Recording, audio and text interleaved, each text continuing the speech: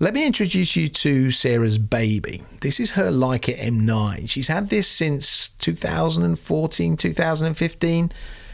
It's seen some action. She's shot so many great pictures with this particular camera. It's been a fantastic tool for her. But in 2019, she decided she wanted the monochrome. This is Sarah's other baby. Between these two cameras, she's not used anything else for her street work. But what's more interesting than that is that every photograph she's taken on the street since picking up the Leica system has been taken with this lens. I thought it would be interesting to kind of explore this whole idea of sticking to one camera and one lens, in her case for pretty much most of her career, and why it might not be the right thing for everyone.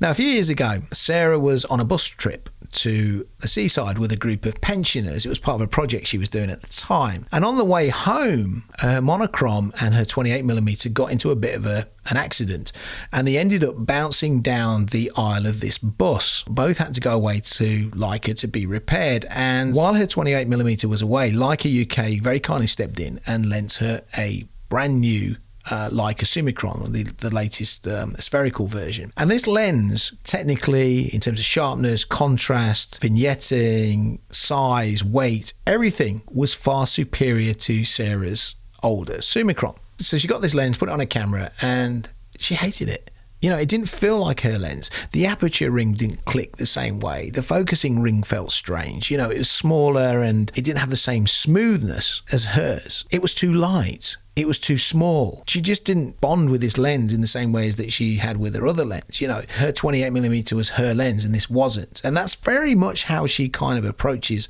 her gear. She's very, very set in her ways as to what she likes and what she doesn't like. And the more she uses something, the less she wants to actually change. And that's the same with the camera. The reason why she bought the M9 monochrome rather than an M10, for example, is that essentially it's the same camera as the M9, which she just spent 5 years using incessantly. She's so in tune with the gear that when she's taking photographs, she concentrates totally on the scene that's in front of her and doesn't really pay her gear any attention at all. Everything she does with that gear now is completely subconscious. Now, obviously, we're talking about street photography here. With her other work, she has used different lenses to get over what are basically logistical problems. For example, she was on the set of a Hollywood movie late last year, and she shot that entirely with a 50mm, not deluxe. Basically, she would have been in the way of the cameras and the set and everything if she'd stuck with a 28mm, but in the street it's always been the same 28mm, and that lens has become part of the way that she actually looks at the world.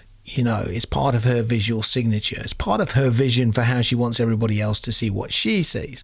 Now, the problem with me is I've always had lots of lenses at my disposal. I've always liked the lens to contribute to the photograph. I like it to have an impact on what I'm shooting. I like the characteristics of a lens to play a part in the image. I also like the lens to change the way that I approach a subject. It's just how the visual side of my brain works. When I have concentrated on just using one lens for a long period of time, I do end up with more consistency in my photography, but I invariably get to a point where I want to go and try something else. You know, I'm an experimenter, and that's my personality, and that's the way that I approach photography. And with the camera as well, you know, even though I've changed lenses a lot, I've pretty much stuck with the M9 and the M9 monochrome. It really does make things a lot easier. We know these cameras like the back of our hands. We know if we've got a problem on the street and the camera behaves in a certain way and it's not expected, we know pretty much where to go in order to sort that out. We don't spend our time scrolling through, you know, lots and lots of menus to try and set parameters on the camera or to customize it. You set the shutter speed, you set the aperture, you set the ISO, and you're good to go. You don't really need to do anything else with these cameras apart from those sort of things. You know, we like everything to be nice and simple. The longer that we spend with these cameras, the simpler everything becomes. So let me know what you think about all this. You know, are you somebody that just likes to use one lens, one body for your street work, or are you somebody that's a little bit like me and likes to experiment? You know, do you want your lens to add something to the pictures that you're taking? You know,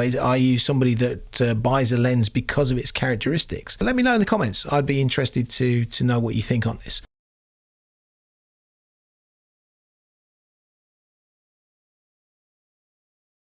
So early last month, we lost yet another great master photographer in Constantine Manos at the age of 90.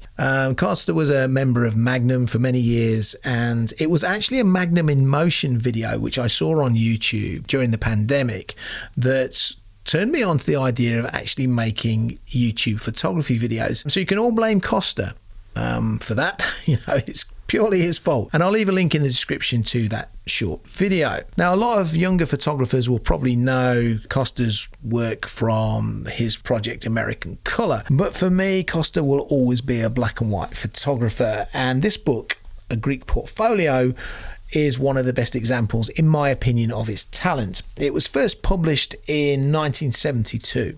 And those examples, those first edition examples, are pretty rare. It was then reprinted in 1999, which is what this version is. You can still get this version if you hunt around a little bit for reasonable money. I saw a couple on Amazon this week, in fact, for just over 30 quid, which is an absolute bargain. An absolute bargain. By the time I've done this video, if those copies are still available, I will link to those in the description below as well. Now, when I got this book, I turned the pages and I just smiled. Page after page of compositional masterpieces, very much in the Cartier-Bresson mold.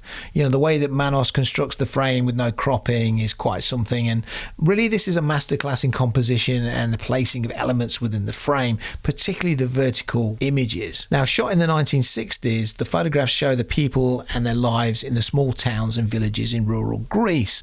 They're very much a personal body of work, and you get the impression looking through the book that Manos just photographed for himself. The pictures are all very relaxed in mood, and you don't feel that Manos is trying to make any kind of statement about the people or the place. It's just very much a guy with a camera enjoying himself, taking whatever interests him. You also very much get a sense that Manos was allowed into the lives of these people. A lot of the images have a warmth and sense of trust between them. It's something that other great Magnum photographers like Cartier-Bresson never really achieved with their work, in my opinion.